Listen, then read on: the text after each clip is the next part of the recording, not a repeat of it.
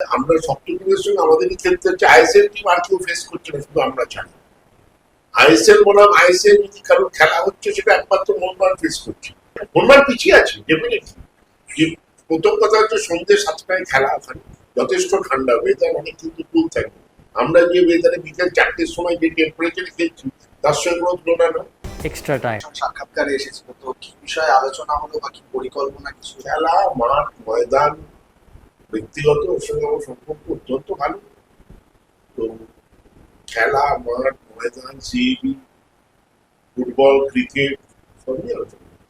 মানে মোহনবাগান সংক্রান্ত বা কোনো কিছু কি আলাদা পরিকল্পনার কথা কোনো বিশেষ যদি পরিকল্পনা নির্দেশ করার জন্য হয়েও থাকে, সেটা তো নিশ্চয়ই এইভাবে ডিসকাস হবে না, না সেটা। আর কোনো মোহনবাগান সংক্রান্ত নয়, সবকিছু নিয়ে আলোচনা হচ্ছে। মোহনবাগান নিয়ে ওর কোনো ব্যাপার নেই, তো মোহনবাগান নিয়ে আলোচনা হয়নি, পরিষ্কার বলে দিচ্ছি। ময়দান নিয়ে আলোচনা হয়েছে, সিএবি নিয়ে আলোচনা হয়েছে, ক্রিকেট, ফুটবল সব নিয়ে আলোচনা হচ্ছে। এক কথায় ময়দান রাজনীতি নিয়ে আলোচনা হচ্ছে।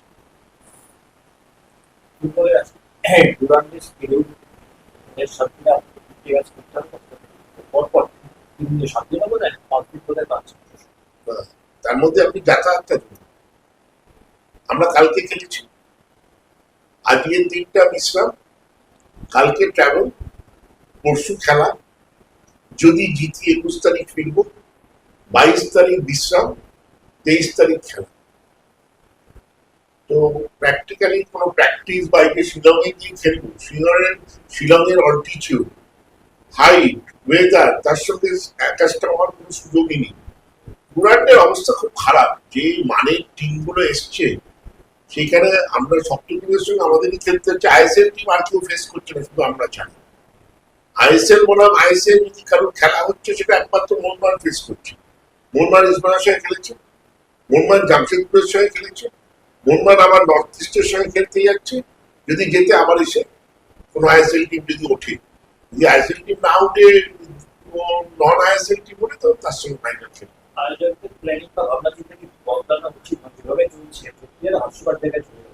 দেখুন, ডুরান্ড, আমরা যে ডুরান্ড দেখে এসেছি, আমার যে টাইমে আমরা যখন ফুটবল টিম তৈরি করতাম, যে ডুরান্ড খেলেছি দিল্লিতে, যে রমরমা দেখেছি বা তার আগে যে রমরমা ছিল, সেই রমরমাটা সেখানে হচ্ছে না।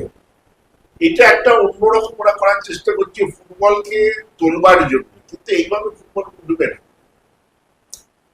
এটা একমাত্র একটা হতে পারে যে নর্থ ইস্টে পুরোটা শিফট করে দিতে হবে, যে নর্থ ইস্ট জুড়ে খেলা হবে, গুয়াহাটি, শিলং, ডিব্রুগড় নিয়ে ডুরান্ড খেলা হবে। সেখানে অনেক প্রচুর লোক হবে। কলকাতাও খেলা হবে, রাঁচিও খেলা হবে, ডিব্রুগড়ও খেলা হবে, শিলংও খেলা হবে। আর যে মানের টিমগুলো, যাকে মোহনবাগান 8 গোল মারছে, তার একজন 6 গোল মারছে, এই 8 গোল মেরেছিস, তার একজন বলছে না আমি 6 গোল মেরেছি।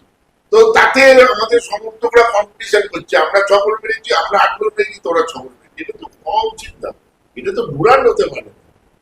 কলকাতা লিগের যে মানের বিএসএস বা ভবানীপুর আমরা যাদের সঙ্গে খেলছি, তাদের মান ডুরান্ডে অন্য যারা এসছে তাদের চেয়ে অনেক বেশি। এই জামশেদপুর ছাড়া ডেফিনেটলি নর্থ ইস্ট, আমি কালকে পুরো খেলা দেখেছি। নর্থ ইস্ট বনাম লাজংও খুব ভালো খেলেছে। Lajong is a good side. Lajong north east লাস্টের দিকে লাজং আর পারলো না টানতে, নর্থ ইস্ট অভিজ্ঞতায় আলাদিন খুবই ভালো খেলেছে। কিছু প্লেয়ারের এক্সট্রা মাইলেজে কালকে 5 গোল হয়ে গেছে, তবে 5 গোল হওয়ার কিন্তু স্কোর হওয়াটা ঠিক হয়নি, কারণ লাজংকে ফুটবল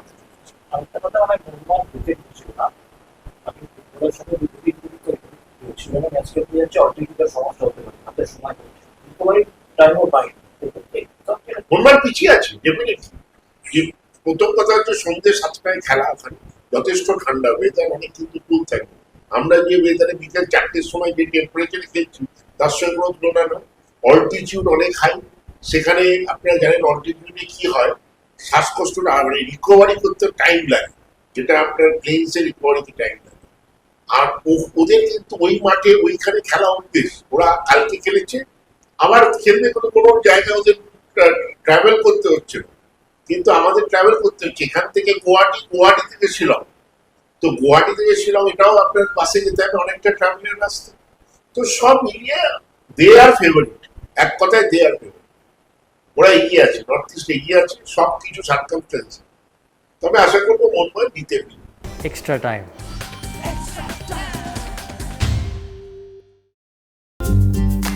লেটেস্ট নিউজ আর এক্সক্লুসিভ ভিডিওর সঙ্গে আপডেট থাকতে এখনই সাবস্ক্রাইব করুন আমাদের ইউটিউব চ্যানেল। বেল আইকনে ক্লিক করতে ভুলবেন না যেন।